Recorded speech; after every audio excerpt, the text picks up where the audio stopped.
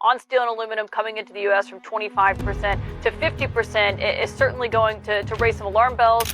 A 25% increase. We're going to bring it from 25% to 50%, the tariffs on steel into the United States of America. Drinks in the US are made by American workers in American factories, largely all with American imports. In the first quarter of 2025, the cost of producing carbonated beverages in the United States surged by an unprecedented 18%, marking the steepest quarterly increase in nearly 30 years.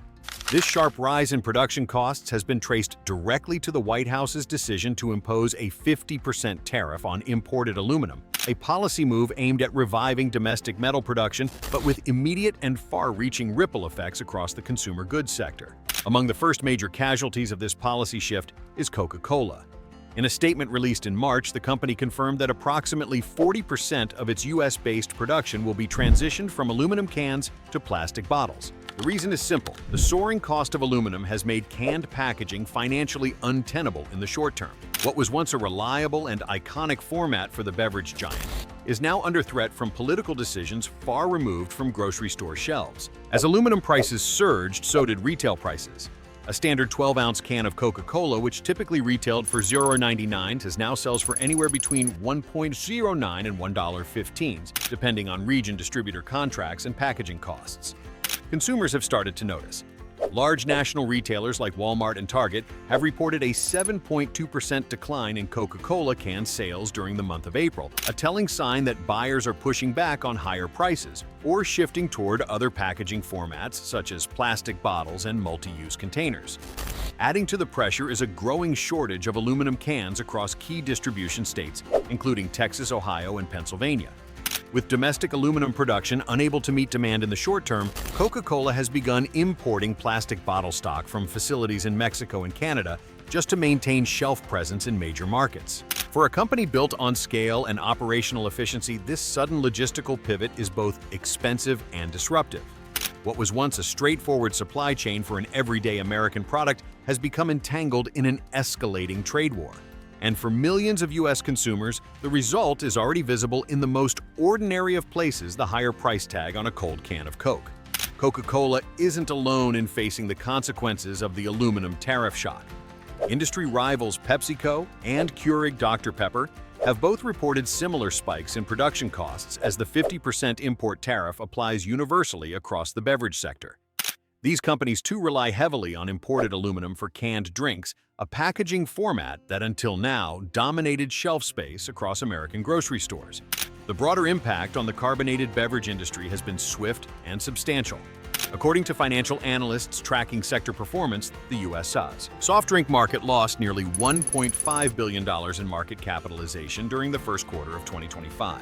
That's not just a paper loss. It reflects declining investor confidence in an industry now forced to make costly supply chain pivots in real time. As costs climb and margins shrink, some beverage producers are starting to weigh more drastic options. Internal reports and industry statements suggest that several mid-sized bottlers are considering withdrawing canned products from the U.S. market altogether, or sharply reducing their aluminum-based SKUs, stock-keeping units. For smaller players that can't afford to retool for plastic or glass alternatives, these tariffs may be a breaking point. This isn't just about business, it's about access. American consumers may soon find fewer choices on store shelves, especially when it comes to affordable single-serve canned drinks. For a generation that grew up cracking open a cold can of soda, these changes may feel like more than an economic shift. They signal a cultural one. What began as a tariff policy to protect American metal is now exposing the fragile interdependence of global supply chains and domestic consumption. And with every week that passes, the costs are becoming harder to contain, not just for companies but for everyday shoppers. The aluminum crisis that is now reverberating through the American beverage industry began with a bold policy shift in early January 2025. The Trump campaign, returning to its hardline economic agenda, announced a dramatic escalation in trade protectionism, a 50% tariff on imported aluminum, up from the previous 25% introduced during Trump's first term. While the measure was promoted as part of a broader strategy to revive domestic industry and reduce dependence on foreign supply chains, its immediate impact was far more disruptive than productive. The tariff specifically targeted aluminum imports from Canada, China, and Mexico, three countries that collectively account for the bulk of the raw material used in U.S. beverage packaging. Among these, Canada stands out as an essential and historically reliable supplier of high-grade aluminum, especially for the food and beverage sector.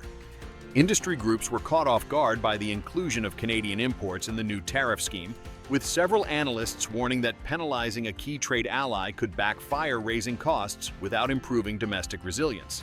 The aluminum industry in the U.S. currently lacks the infrastructure, workforce, and investment needed to replace imports at volume. Rather than strengthening American industry, the tariff has so far exposed the vulnerabilities of tightly interlinked global supply chains, where disruption in one segment like aluminum can ripple across entire sectors. For beverage giants like Coca-Cola and for millions of American consumers, the fallout has already begun to materialize in both higher prices and shrinking options on the shelf. As aluminum prices surged and production costs spiked in early 2025, Coca-Cola quickly signaled that significant operational changes were on the table. In briefings to investors, the company acknowledged that sustained increases in input costs, especially for aluminum, were placing pressure on its bottom line.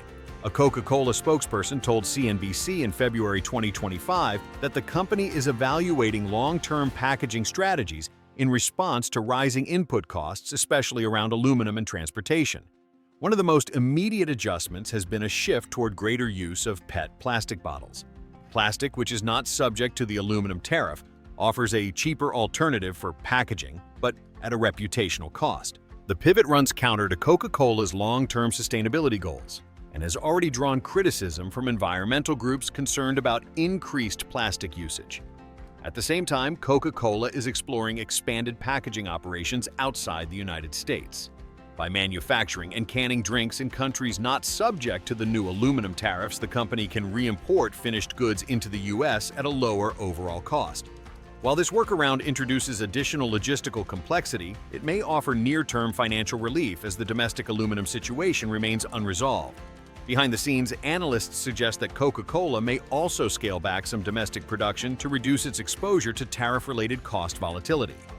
While the company has not publicly confirmed plant closures or layoffs, its supply chain strategy is clearly evolving in response to shifting trade dynamics.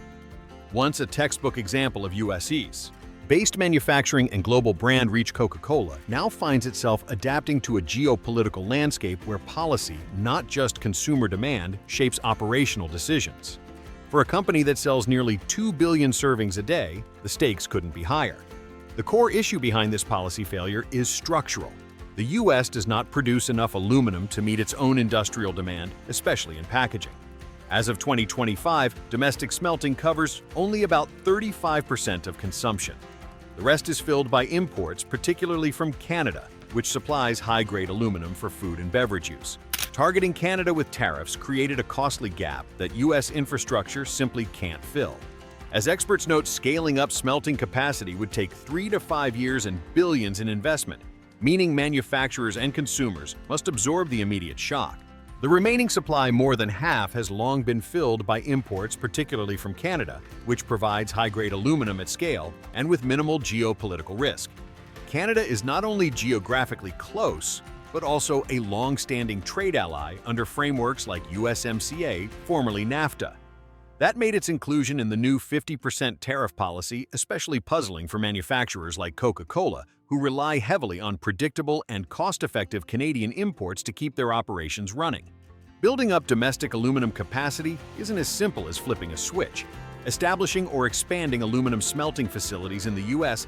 typically takes 3 to 5 years and requires billions of dollars in capital investment, not to mention environmental permitting, skilled labor, and energy-intensive infrastructure. Even if the political will exists, the physical and financial timeline makes rapid self-sufficiency unlikely.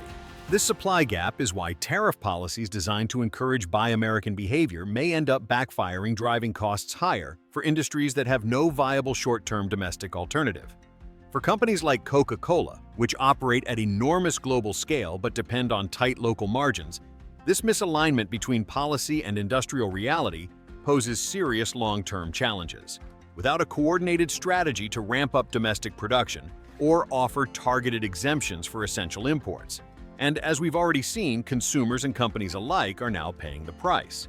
As the ripple effects of the aluminum tariff intensified throughout early 2025, the backlash from within the United States grew louder and more organized. Leading the charge was the American Beverage Association, ABA, which represents major players in the soft drink industry, including Coca-Cola, PepsiCo, and Keurig Dr. Pepper. In February, the ABA submitted a formal letter to members of Congress urging targeted exemptions for aluminum used in food and beverage production. The association argued that the new 50% tariff, while intended to protect U.S. industry, was inadvertently harming a domestic sector that depends heavily on imported materials and has no near-term alternatives. Beyond tariff exemptions, the ABA also called for federal assistance in transitioning supply chains should the government continue pushing for greater domestic sourcing. That includes support for retooling factories, developing alternative packaging, and streamlining customs processes for essential goods. Without such aid, they warned American companies could lose competitiveness in their own home market. The resistance isn't limited to corporate boardrooms. Several industrial states, including Georgia, Texas, and Illinois, have voiced concern over the broader economic fallout, particularly in regions where beverage manufacturing and distribution are major employers. Local lawmakers in these states have begun pressing the Department of Commerce and the U.S. Trade Representative for clearer exemptions, or at least phased implementation of the policy. The pushback reveals a deeper tension within the country's economic strategy. While tariffs may aim to support one sector, they can just as easily destabilize others. In this case, protecting domestic aluminum producers has come at the expense of consumer goods, manufacturers, logistics providers, and ultimately, everyday Americans. With political pressure mounting from both the private sector and state governments, Washington may soon be forced to reconsider the breadth or the bluntness of its trade tools. Trump's policy of reshoring through tariffs has placed companies like Coca-Cola in a strategic bind caught between rising costs and shrinking options. While the move may score short-term political points, its long-term consequences are already being felt: higher prices for consumers, operational strain for manufacturers, and looming job risks across the FMCG sector. This aluminum conflict is no longer just about soda cans.